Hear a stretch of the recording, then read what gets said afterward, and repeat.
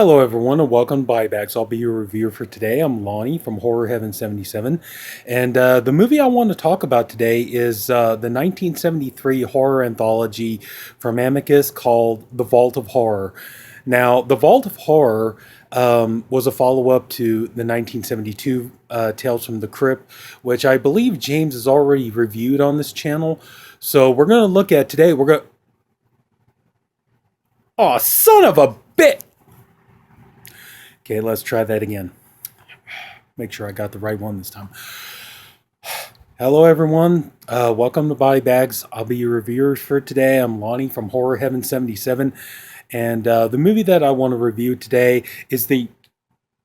Okay, make sure I got the right one. Okay, yeah, the one that I want to review today is the 1973 Amicus horror anthology, The Vault of Horror, which is a follow-up to the 1972 Amicus version of Tales from the Crypt, which Tales from the Crypt is really good. It's really solid horror anthology. I highly recommend it. I believe James has already he's already reviewed this on the channel, but I don't really know if anybody's done The Vault of Horror. And so anyway, I'm going to go ahead and talk about it. So yeah, when Amicus started their studio and basically were being a rival with Hammer. One of the biggest things that Amicus was known for was doing horror anthologies, and they've done a number of them, and I've reviewed a couple of them in the past, like The Uncanny. They've done movies like Asylum, and I believe From Beyond the Grave, so many others. And this one is a very good, very solid horror anthology, and I highly recommend it if you're into it. You pretty much in kind of the same way. There is a wraparound story. You have five British gentlemen who they get into an elevator. They're in a high-rise building, and much in the same way as Tales from the Crypt, it begins, with, kind of a, I forget the name of the music. I'm sorry, it escapes me, but is definitely music that I've heard on many of the Halloween CD party compilations. I've seen it a lot. And but anyway, so they're getting into this elevator, and I believe they're all pretty much going to the lobby. And so the elevator doesn't take them to the lobby. As a matter of fact, it takes them to a sub basement. And so they're all confused. They're wondering, wait a minute, I push, the ground floor, and it's not coming up. And so the doors finally open. There's this very nice, but you could tell definitely very dated early 1970s room with the decor and everything else. You can definitely tell it's a 70s style. And so they go in and they're looking, and they don't know what to do. There's no way they can call for help. So they decide, well, there's like a nice big table. There's, ashtrays when, used to, smoking wasn't a big deal in movies back in 1973. And, so there's ashtrays so they can all sit and smoke their cigarettes. They can all, sit down and enjoy, nice glasses of cognac or sherry or whatever they want to drink. So they all sit down and they're talking about, one of them mentions that this is so bizarre what's going on right now. It's very much like a dream. And our first lead in, he starts talking about, well, dreams are really bizarre, but mine are really, really bizarre. And so they're like, well, what way? And he's like, unworldly. And it's almost like it's really happening. And so they're all like, well, why don't you tell us about it? He's like, okay, I will. So he goes into his story. And, in typical EC horror comic fashion, these stories, they're all morality stories. They're all stories about, horrible people that do terrible things, and they get their comeuppance in a poetically gruesome kind of a way. So our first story, we have this man. He's looking for his sister. We're not exactly sure why at first he's looking for his sister, but he hires a private investigator. The private investigator comes in, tells him he's found her, and then that he said, yeah, when I was there at the town she's living in, there was something really strange about it, and something wasn't quite right. And so he's, I'm going to do my best, try not to give away too much to the stories for those who haven't seen it yet, but so And so the guy's like, yeah, but nobody saw you come here. Nobody made sure I hired you. He's like, no, everything's discreet. I'm good at my job.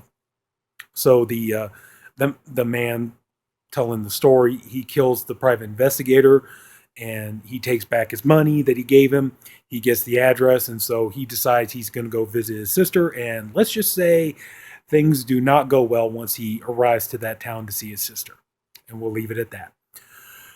So then we move into our second story, and throughout the story, we got our through bookend storyline working. And they're all like, well, what about this dream? Well, why don't we talk about yours next? So this one actor, I forget his name, but he's been in plenty of Hammer movies. He's been in movies like Theater of Blood with Vincent Price. He's been in movies like Munster, Go Home, and I'm sorry, I just don't remember the actor's name right offhand. But it turns out that he's sitting with a business associate. They're having dinner together. And so he says, yeah, I think congratulations are in order. I'm getting married.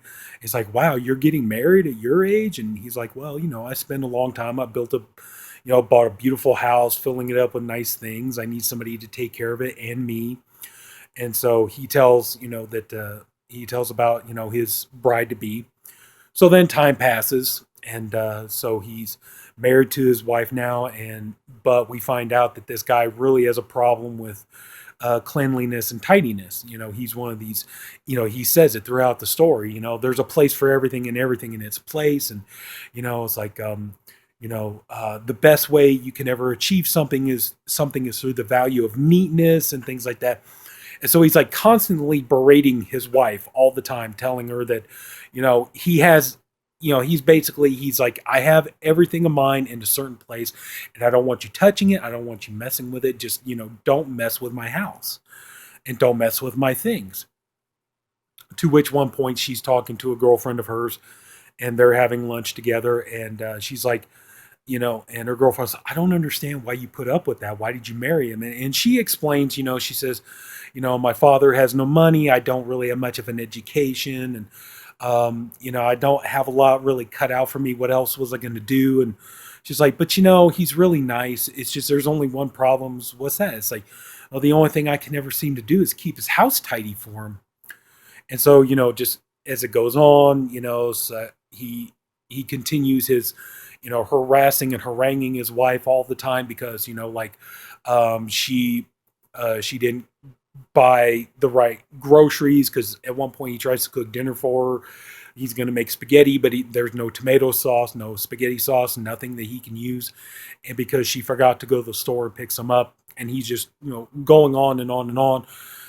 And at one point, she's at home. She knows that he's going to be home soon. And so she starts freaking out, and she just, it just builds and builds and builds to a level of madness. And that's about as far as I'm going to go on that. So then we get to our third story, where we have a husband and wife who they specialize in, magic shows, magic tricks, things like that. And, they're looking around and they see a street performer, and he's, doing magic tricks and saying they're tricks of the gods and everything. So this guy decides, instead of just enjoying the show and letting other people enjoy the show, he decides he's got to be a jerk about it, and he's got to go up and make this guy look like a fool in front of everyone. And, basically, expose him as a fraud. So, but then we see this beautiful young lady who's assisting the magician. And the next day, our man, he's out walking around, and he sees her. She's, playing. She's doing the I don't. It's not a flute, but she's playing the instrument where she's, doing. Well, stay there. She's playing the do, where like you could, like where the snake would come out of the basket, but this time it's a rope that's coming out of the basket. So he decides he's going to go ahead and. He decides he's going to go ahead and check it out. He wants to see if she's putting him on, which she's not. And so he's like, sell me the rope, and, or sell me the trick. And it's not a trick. The magic is in the rope. He's like, well, sell me the rope. And so she's like, no. And then, so I'll give you this amount of money. I'll give you this amount of money. And she's like, no, I'm not selling it at any price. this comes from my family and a family of magic and things like that. So it goes back, tells his wife, and so she decides that what they're going to do is they're going to lure this young lady into their room under the pretense that she's sick, and they're going to ask her if she could come and play. They don't. They're okay. We're not going to harass you or anything like that. If you just come and play for my wife, and we'll pay you for that, then that's all you got to do. So the woman figures, okay, easy money. So she goes there, and in typical EC horror comic fashion, they dispatch of her, but things do not go as planned. We'll leave it at that. So next up, we get into our fourth story. There's 5 stories altogether. For those who don't know, there's 5 stories in this anthology. So we get into our fourth story, and in this story, we have a horror writer who he's, devising this plan that he's going to fake his death, and he's faking this death with a friend of his. And so he's saying, and the funny thing is like, I mean, you could tell, they say, well, it's dreams, it's preposterous and everything. And even they all agree, yeah, this is whack. It's like, this is ridiculous. None of this seems like it makes any sense. And they all agree on it. But at the same time, you realize it's a comic book horror story, things like that. So he decides he's going to fake his death. And then once they get the death certificate and everything else, then they can collect on his life insurance, and he would pretty much have enough money to live the rest of his life on. But the only problem is he's going to double cross his buddy, but at the same time, his buddy's going to double cross him. So he's, the one thing I thought was funny was where he was all like, this would have made a great story, but I'd be lucky if I get 50 pounds for it. He's like, there's just no money in horror. Yeah, tell that to Stephen King. Yeah, Stephen King should learn that lesson by now. You can't make a living writing horror stories. I don't know why would King ever think he was ever going to make a living doing that, or any of them. Clive Barker, it's like even all the horror filmmakers: John Carpenter, George Romero, Tobe Hooper, Wes Craven. All these guys. Why did any of them think? Why did any of them think they were ever going to make a fortune making horror stories or making horror films? I don't get that. Anyway, so. But the thing is like at the same time, while he's devising his murder plan, he injects himself to give himself basically a death-like appearance, but he's still alive, but it puts him in like a death-like trance. Meanwhile, in the room next to him in this boarding house that he's staying in, there are 2 medical students, and they're talking about how they're having trouble with anatomy and they're not going to pass their exams. And, they're talking about the problem is we need more study time. We need a cadaver so we can do more practice on it, but we're only allowed into the rooms in the classrooms and everything at a certain time. And they're like, well, what we need really is a body, so that we can work on it when we need to.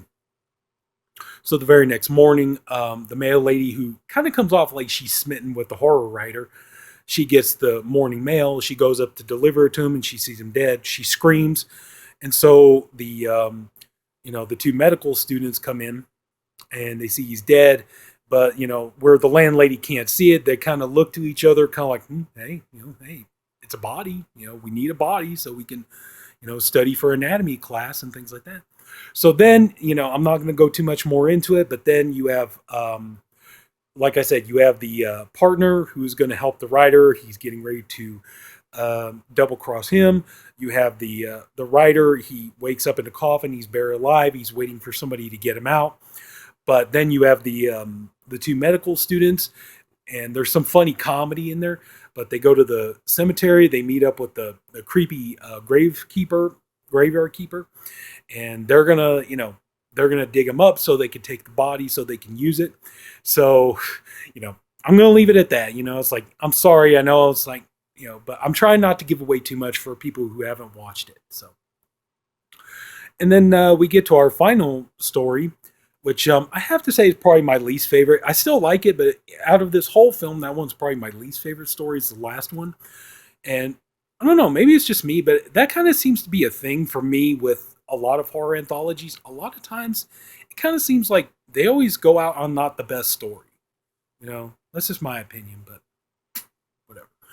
So anyway, the last story we have, this one has Denholm Elliott in it. You remember him from House of Drip Blood and the Indiana Jones series, so many other movies and things. You have this painter. He's pretty much living on an island. They don't really say where. I'm guessing it's more like Haiti because the story involves voodoo. So, he's, just living in this hut, just kind of living, kind of a broke artist life. He's painting, doing a self portrait. And a friend of his comes to visit. And so they're talking and everything. And so this friend of his tells him, well, back in London, your paintings were put up in a gallery and they sold like mad. And, the three people, the art critic, the dealer, and I forget who else, his agent, I believe, they all told him that basically, his art is no good. It would never sell. He needs to stop doing it. But then this friend of his tells him that, no, actually your paintings are selling. They're selling really well. You're making all, you should be making money hand over fist the way your paintings are going. And so he gets mad. So he goes to a voodoo shaman, I believe.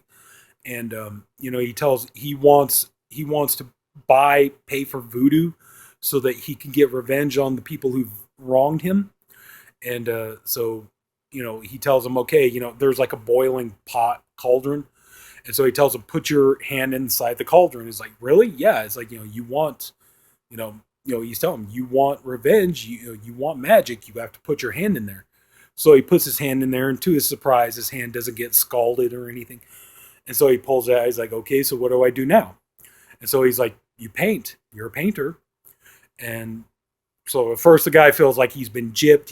He's like, wow, this really was, not worth anything. So he goes, and he's just kind of hanging around, and he's just kind of, goofing off. And so he takes he sees like a vase, sitting there. So he decides, what the hell? So he's taking, a charcoal pencil, and he's just, sketching it just for the hell of it. And so he gets done. He's like, nah. So he rips it up, throws it away. But then next thing you know, the vase falls off the table and smashes on the floor. And so he's like, whoa, wait a minute. I was like, was that because I, drew the picture and then I tore it up and threw it away? And so he's like, let me try this again. So he cuts off a slice of bread, throws it on the floor, and then he draws the slice of bread, and then he takes an eraser and erases a part of it. And then, he's like, okay, let's see if this works, and then like not even a few seconds, like immediately after he gets done drawing it, he erases the little bite off the end. A mouse comes in, chews off the exact end piece and then runs away. So he's like, okay, so now he realizes that, he can, he goes back to London. He tells the three guys, like, I'm going to get revenge on you. And they're all just laughing at him. So he decides what he does is he goes back to his flat, paints these pictures of them, and then he decides to rip up these pictures and do horrible things to them so that the three people get revenge on them, one of them being Denholm Elliott. They all get revenge heaped on them in a very gruesome way. But one thing he finds out, he's, like I said, he's painting a self-portrait. So he really has to, take care of that portrait. Otherwise, if something happens to that portrait, something's going to happen to him, and that's where I'll leave it. So we get through our 5 stories, and then afterwards, they get done. They're all done telling their stories. Then the doors to the elevator automatically open up. So they get up and they walk through, but instead of going into an elevator, they all step out into a graveyard. And so they're almost as if like they accept it. And so they start walking. And then the one man from the magic episode, he explains to the audience, so this is basically, this is our hell. This is our eternity. We come together every night for all of eternity, and we tell the story of what brought us here. And, this is kind of it. This is, our punishment for all the horrible things we've done. So, he walks off and, they all fade into the night and go back to their graves. And then you realize, like, this whole thing is just going to repeat itself over and over and over again. So a really good horror anthology. I really like it. So a couple of funny little chuckles here and there. Like I would say, probably the last story was probably my least favorite one, but still All of them are really good stories. If you love Tales from the Crypt, if you love this version, you're going to love this one. The only bad part, though, I will say is, it's um, uh, not a lot of gore, but what there is, unfortunately, isn't the most convincing gore I've ever seen because is 1970 special effects. This was before before your big heavy hitters came along in the world of special effects. This was before your Rick Bakers, your Dick Smith. Well, no, this was about the time, yeah, because 73, that was the time of The Exorcist. But um, this was really before the quality of special effects really started to improve. This was before your Rick Bakers, your Tom Savini's, your Rob Bottin's, your Greg Nicoteros. This is before any of them ever came about, really. But so yeah, unfortunately, some gore in it, but just not the most convincing special effects I've ever seen. But other than that, really good stories, very solid, very well done. Amicus, they did a great job with this. I highly recommend it. And that's pretty much going to be about it. So if anybody took the time to watch this, I thank you for doing it. I appreciate you for doing it. I honestly hope you enjoyed the video. If you did, please leave it a like. If you haven't already, go ahead and subscribe to the Body Bags channel. We have a different reviewer for every day of the week. I'm the Friday reviewer. We all have great guys here. Everybody's doing great stuff. And, we got our label week coming up, I believe, next week, which is Vinegar Syndrome. So that's going to be fun. Look forward to that. And we got our theme week coming up, and I get to pick it this time. So, anyways, so yeah. Thank you very much for watching. Take care, and I'll see you all later. Have a good night.